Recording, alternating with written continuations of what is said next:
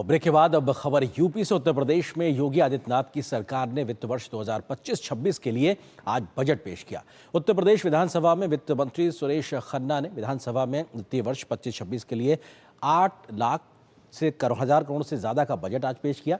ये पिछले साल के बजट से लगभग 9.5% से भी ज्यादा है। इस बार के बजट में जहां सभी वर्गों के लिए योजनाओं का पिटारा खुलता हुआ दिखाई पड़ा, तो एक्सप्रेसवे जैसे मूलभूत ढांचागत विकास पर खासा जोर योगी सरकार का दिखाई पड़ा। योगी सरकार का 9वां बजट गुरुवार को विधानसभा में पेश हुआ। योगी सरकार ने वित्तीय वर्ष 2025-2026 के लिए 8,08,736 करोड़ 6 लाख रुपए का ऐतिहासिक बजट पेश किया। ये उत्तर प्रदेश के इतिहास में अब तक का सबसे बड़ा बजट है।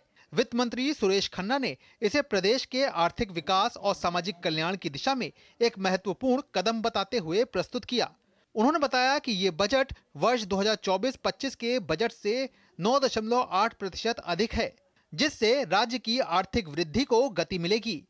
वित्त मंत्री सुरेश खन्ना ने कहा कि ये बजट प्रदेश की आर्थिक मजबूती, औद्योगिक विकास और रोजगार सृजन को ध्यान में रखते हुए तैयार किया गया है।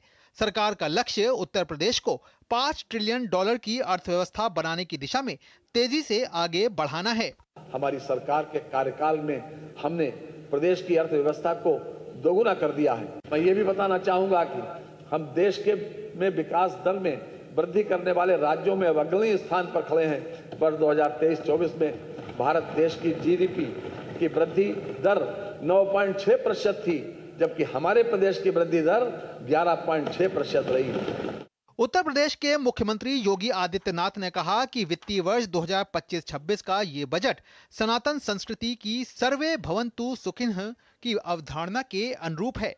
बजट गरीब, अन्नदाता किसान, युवा और महिला उत्थान को समर्पित है।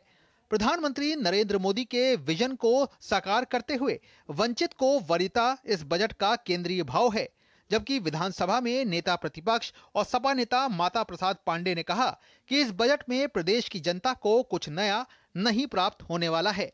2025-26 का जो बजट है, यह भारत की सनातन संस्कृति को समर्पित सर्वे भवन्तु सुखिनः की अवधारणा पर गरीब, अन्नदाता किसान, युवा, महिला के उत्थान को समर्पित है। पिछले वर्ष से ये बजट कम है, अनुपूरक मिला करके उससे कम है। इस बजट में प्रदेश की जनता को नया कुछ भी नहीं प्राप्त होने वाला है।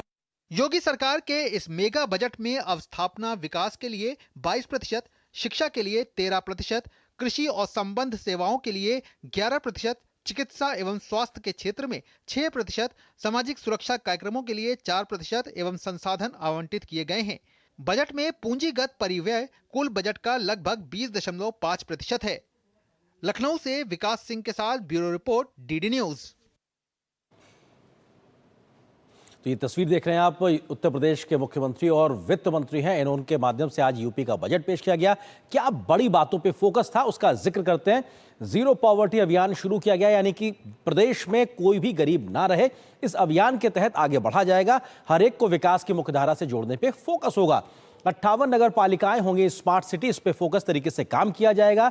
यानी कि देश को तरक्की कैसे आगे बढ़े, उसमें प्रदेश क्या योगदान दे सकता है, उस दिशा में काम होगा। छुट्टा पशु, यानी कि जो आवारा पशु होते हैं, जिनका कोई एक तरीके से नहीं होता, उनके कंट्रोल करने के लिहाज से 2000 करोड़ रुपए का प्रावधान करने का भी इस बजट में जिक्र किया गया है, जिससे खेती किसानी में जो दिक्कतें परेशानियां आती हैं छुट्टा पशुओं की वजह से, उस पर रोक लगेगी।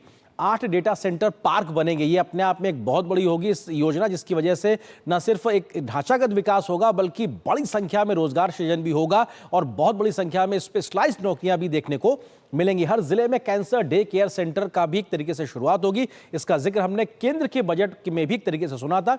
उसको हर जिले में उत्तर प्रदेश में लागू करने का बीड़ा योगी सरकार ने उठाया। आउटसोर्सिंग कर्मियों को अभी तक न्यूनतम 16,000 रुपए वेतन मिला करता था प्रतिमाह, लेकिन उसको बढ़ाकर न्यूनतम 20,000 रुपए प्रतिमाह वेतन करने का फैसला मौजूदा योगी सरकार ने इस बजट में किया है। कन्या सुमंगल योजना के तहत 700 करोड़ रुपए का प्रावधान किया गया है और ये महिलाओं और बच्चों के महिलाओं के लिहाज से एक बड़ी प्रयास होगा योगी सरकार के माध्यम से। इसी तरीके से अगर बात की जाए तो 7 शहरों में सीएम श्रमजीवी महिला हॉस्टल बनेंगे, खासतौर से कामकाजी महिलाओं के लिए। रहने की व्यवस्था हो। इस लिहाज से 7 बड़े शहरों को चुना गया है और उन शहरों में महिलाओं के लिहाज से हॉस्टल बनेंगे, उनकी सुरक्षा को ध्यान में रखते हुए। वाराणसी, अलीगढ़, श्रावस्ती जैसे एयरपोर्ट का विस्तार किया जाएगा और यह विस्तार कहीं ना कहीं अंतर्राष्ट्रीय स्तर के उनको जो स्वरूप देना है उस दिशा में भी आगे बढ़ते हुए काम करता नजर आएगा। गन्ना भुगतान के लिए 475 करोड़ रुपए रखा गया। खासतौर से अगर पूर्वी और पश्चिमी उत्तर प्रदेश के लिहाज से बात करें, बड़ी संख्या में गन्ना बेल्ट के तौर पर इस इलाके को जाना जाता है। पहले के भुगतान को लेकर कई बार किसानों की दिक्कतें होती है, लेकिन उसके लिए 475 करोड़ रुपए का बजट में प्रावधान किया गया। इसी तरह से 2100 नए सरकारी नलकूपों को बनाया जाएगा और कई फेल हो चुकी नलकूप की जो परियोजना है उसको रिवोर यानी दोबारा से बोरिंग करके जो पानी है वो किसानों के माध्यम से उनकी खेती तक पहुंचाया जाएगा। इस दिशा में भी काम होगा। युवाओं के लिहाज से क्या कुछ बड़ी बातें इस बजट में है, तो उस लिहाज से मेधावी छात्राओं को पात्रता के आधार पर स्कूटी देने का फैसला योगी सरकार ने किया। यह बड़ा फैसला है अपने आप में मेधावी छात्राओं के लिहाज से। युवाओं को ब्याज मुक्त लोन देने का वायदा योगी सरकार ने इस बजट में किया है, यानी कि उद्यमशीलता को बढ़ावा देने पे फोकस दिखाई पड़ रहा है। 92,919 पदों पर भर्ती की प्रक्रिया जारी है, यानी लगभग 1 लाख सरकारी पदों पर जो कि गैर आरक्षित पदों के तहत एक तरीके से चिन्हित है, उन पर लोगों को नौकरी मिलेगी आने वाले कुछ समय में ही। युवा उद्यमी विकास योजना के लिए 1000 करोड़ रुपए का प्रावधान भी किया गया है, यानी उद्यमशीलता को बढ़ाने, स्वरोजगार को आगे बढ़ाने पर फोकस दिखाई पड़ रहा है। युवा स्वरोजगार योजना के लिए 225 करोड़ रुपए का प्रावधान भी किया गया, तो यानी कि न सिर्फ योजना बल्कि उसको बजटीय आवंटन के माध्यम से संबल देने का काम योगी सरकार ने उत्तर प्रदेश में किया है। पर्यटन को बढ़ावा देने के लिहाज से अगर बात की जाए तो मथुरा वृंदावन कॉरिडोर के लिए 100 करोड़ रुपए का प्रावधान का जिक्र इस बजट में किया गया है और हम जानते हैं इसकी मांग बहुत लंबे समय से हो रही थी। विंध्यवासिनी मंदिर हो, अष्टभुजा मंदिर हो, काली खो मंदिर हो, इन सब के विकास के लिए 100 करोड़ के प्रावधान का जिक्र मौजूदा बजट में उत्तर प्रदेश की योगी सरकार ने किया है। धार्मिक पर्यटन को बढ़ावे के लिहाज से नैमिषारण्य में वेद विज्ञान केंद्र के लिए भी 100 करोड़ रुपए का प्रावधान इस बजट में किया गया, यानी कि धर्म से आधारित तमाम व्यवस्थाओं और प्रकल्पों को आगे बढ़ाने और यहां पे लोगों के आने जाने की सुविधाओं का विस्तार होगा।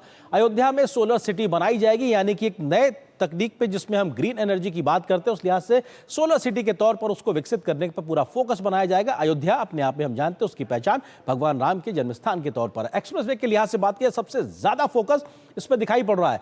4 एक्सप्रेसवे एक तरीके से शुरुआत करने की बात की गई। इनमें आगरा लखनऊ एक्सप्रेसवे से जुड़ेगा गंगा एक्सप्रेसवे, जिसके लिए 900 करोड़ रुपए का प्रावधान किया गया। 2 एक्सप्रेसवे को बीच से जोड़ने के लिए एक तीसरा एक्सप्रेसवे बनेगा, उसका प्रावधान गंगा एक्सप्रेसवे के साथ बनेगा विंध्य एक्सप्रेसवे, इसके लिए 50 करोड़ रुपए का प्रावधान किया गया। इसी तरीके से अगर बात की जाए गंगा एक्सप्रेसवे का विस्तारीकरण होगा और उसको मेरठ से हरिद्वार से जोड़ा जाएगा, इसके लिए भी बजटीय प्रावधान 50 करोड़ रुपए कर दिया गया है। साथ ही साथ बात की जाए बुंदेलखंड रीवा एक्सप्रेसवे को भी बनाने के लिए 50 करोड़ रुपए का बजटीय प्रावधान कर दिया गया। तो यह सीधे तौर पर दिखाता है कि उत्तर प्रदेश में कैसे एक्सप्रेसवे का विस्तार करने पर फोकस दिखाई पड़ रहा है। फिलहाल एक छोटे से ब्रेक के लिए रुकेंगे, ब्रेक के बाद जब वापस आएंगे तो आपको खबर दिखाएंगे